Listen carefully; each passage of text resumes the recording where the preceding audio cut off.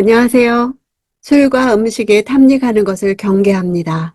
오늘 본문은 잠언 23장 17절에서 35절입니다. 20절. 술을 많이 마시는 사람과 고기를 즐기는 사람들과 어울리지 마라. 많이 마시다와 즐기다 이 단어들은 단순히 음주와 과식에 대해 언급하는 것이 아닙니다.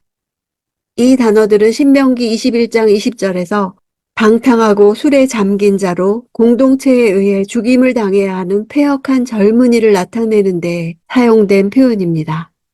어울리지 말라는 것은 죄인과 삶의 자리 자체를 멀리하라는 강한 의미를 전달합니다. 21절. 술 취하고 식탐하는 자는 가난해지고 잠자기를 좋아하는 자는 누더기를 입게 된다. 가난해지다는 단어는 재산을 빼앗기다, 상속권을 박탈당하다라는 뜻이 있습니다. 여기서는 수동형을 사용해서 방탕한 삶의 결과는 하나님의 심판으로 말미암아 재산을 빼앗기고 상속권을 박탈당하여 가난해질 것이라는 뜻입니다. 잠자기를 좋아한다는 것은 술과 탐식의 결과로 보아야 합니다. 술에 취해 정신을 잃고 배가 불러 졸음을 이기지 못할 것이며 자신의 집안과 사업을 살피지 못하고 몰락하게 될 것입니다. 누더기는 조각들이란 뜻으로 찢어진 옷 조각들을 걸치는 비참한 가난에 처하게 됨을 생생하게 전달해 줍니다. 22절. 너를 낳은 내 아버지의 말을 잘 듣고 내 어머니가 늙더라도 무시하지 마라. 진리와 지혜에 대한 추구와 부모에 대한 효도는 분리되지 않습니다. 부모는 가정에서 자녀들에게 하나님의 권위를 대리하는 자로 자녀들에게 하나님의 말씀을 가르치고 전수하는 자입니다. 지혜와 진리에 대한 추구는 결국 부모에 대한 효도와 동일하다고 할 수 있습니다. 너를 낳은이라는 표현은 생명을 부모로부터 얻어 이 세상에 존재하게 되었다는 가장 근본적인 이유를 들어서 효도를 권면하고 있는 것입니다. 늙더라도라는 것은 어머니가 늙었을 때라도 그 입으로부터 나오는 하나님의 말씀을 무시하지 말고 순종할 것을 나타냅니다. 부모가 연로해지면 자녀들은 순종적이냐 불순종적이냐로 판단을 받기보다 부모를 사려 깊게 대하느냐 아니면 무시하느냐로 판단받습니다. 이 구절은 표면상 부모에 대한 순종과 공경을 언급하고 있지만 사실상 그 내용은 하나님의 말씀에 대해 순종해야 함을 권면하는 것입니다. 23절. 진리를 사들이되 그것을 다시 팔지 마라. 지혜와 훈계와 지각도 마찬가지다. 진리와 사실상 같은 의미로서 지혜와 훈계와 지각을 상품의 목록처럼 제시하고 있습니다. 하나님의 말씀을 나타내는 여러 단어를 반복함으로써 그것을 반드시 소유해야 함을 강조하고 있습니다. 진리를 사고 판다는 상업 용어를 씀으로써 그 가치를 측정하고 있습니다. 진리를 최고의 가치 있는 것으로 생각하여 그것을 얻기 위한 어떤 고통과 희생도 지불하기를 아끼지 말 것을 요구합니다. 살다라는 표현은 진리를 얻은 후엔 어떠한 것과 결코 바꾸지 말고 잘 간직하라는 의미입니다. 사실 진리는 결코 상업적 거래를 통해서 얻거나 팔 수 없습니다. 오직 진리의 말씀은 경건한 부모에 의해서 값없이 주어집니다. 값없이 주어지는 진리와 지혜의 가치를 부각시키며 그것을 다른 무엇보다 소중히 여기고 소중히 간직해야 함을 상업적 용어를 빌어서 보다 구체적으로 표현하고 있습니다. 26절. 내 아들아 나를 주시해보고 내가 걸어온 길을 따르도록 하여라. 눈으로 무엇을 보느냐에 따라 생각과 행동이 달라질 수 있기 때문에 눈으로 다른 것에 눈길을 주지 말라는 당부입니다. 이것은 다음 두 절과 이어지는 성적 유혹에 대해 경계하라는 교훈의 서론입니다. 성적 유혹을 접하게 되는 가장 주요한 지체가 바로 눈입니다. 이러한 눈을 부모를 보고 부모의 길을 따르라고 권하고 있습니다. 신체적 기능을 어리석은 데 소모하지 않고 소중한 것에 집중하기를 바라는 것입니다. 27절.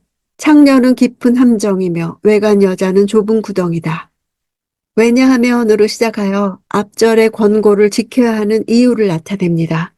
외간 여자라고 번역된 단어는 이방인을 가리킵니다. 하나님의 말씀에 위배되는 이방 사상과 부도덕한 삶의 방식에 대한 상징입니다.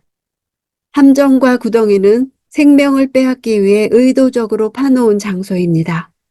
이것들을 수식하는 깊은, 좁은 이라는 표현은 한 번 빠지면 벗어나올 수 있는 길이 없음을 보여줍니다. 28절. 그녀는 숨어서 남자를 노리다가 남자들 가운데 배신자들을 길러낸다. 먹이를 기다리는 맹수의 이미지와 강탈할 대상을 기다리는 강도의 이미지는 앞에 함정과 구덩이의 이미지보다 적극적이고 역동적인 뉘앙스가 있어서 음녀의 위험성을 더 생생하게 보여줍니다.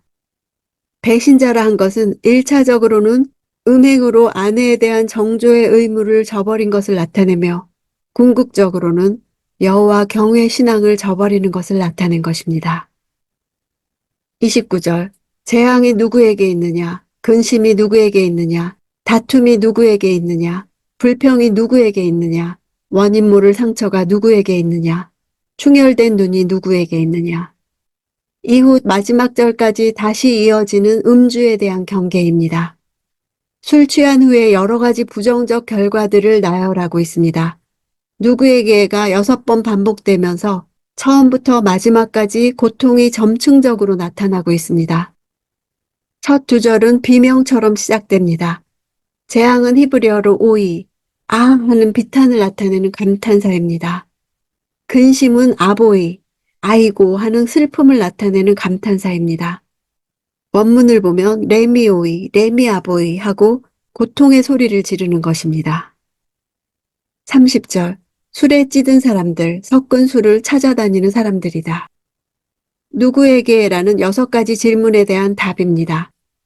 섞은 술, 혼합한 술이란 물과 섞은 포도주에 꿀이나 후추를 넣으면 일종의 향포도주가 만들어지는데 알코올 도수가 높아져 술의 위력이 더 강해집니다.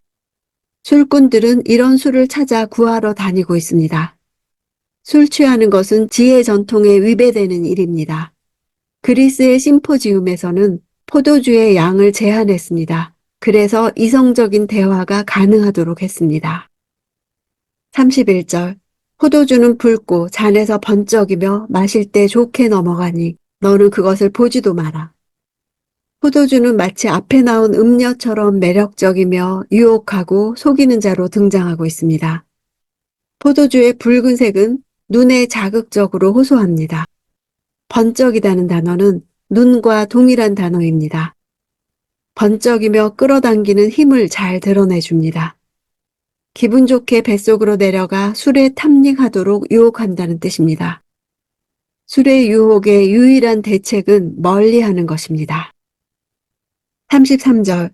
내 눈이 외간 여자를 보고 내 마음이 타락한 말을 할 것이다. 술 취함으로 인해 성적 범죄에 빠져들게 됨을 나타냅니다. 타락한 말을 한다는 것은 스스로를 제어하는 능력을 완전히 상실했음을 뜻합니다. 34절. 너는 바다 한복판에 누운 것 같고 돛대 꼭대기에 누워 있는 것 같을 것이다. 술 취한 결과 나타나는 신체적 반응을 파도의 울렁거림과 비틀거림에 빗대어 설명합니다. 바다 한복판은 정신을 차려도 생존하기 어려운 위험한 곳입니다. 돛대 꼭대기에서는 몸을 가누기도 어려워 곧 떨어질 것입니다. 두 표현은 고통스러운 현실 세계를 벗어난 것 같으나 오히려 큰 위험 가운데 놓여 있는 것을 보여줍니다. 눕다라는 단어는 자다, 죽다라는 의미로도 사용되는 표현이기 때문입니다. 바다 위나 돛대 꼭대기, 그토록 요동하는 가운데서도 깨어나지 못한다는 사실은 인사불성 사태가 심각하다는 것을 보여줍니다. 부모의 교훈은 음녀의 유혹과 늘 정면 충돌하고 있습니다. 자녀는 누구를 더 기뻐해야 하는가 하는 선택의 갈림길에 있습니다. 음녀로 대표되는 유혹은 여러 가지로 나타날 수 있습니다. 부모는 늘 자녀들의 마음을 바른 길로 이끌기를 원합니다. 바른 길과 대조적인 함정과 구덩이는 유혹을 상징할 뿐 아니라 유혹에 한번 빠지면 벗어날 수 없는 어둡고 위험하고 고통스러운 곳임을 말해줍니다.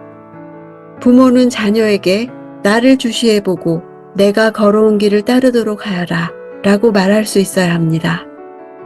하늘아버지가 우리에게 해주신 일을 우리도 자녀에게 해줘야 합니다. 부모가 일관되게 살아온 길을 눈으로 주시한 결과가 세상의 유혹보다 더 가치 있어 보인다면 부모의 길을 선택할 것입니다.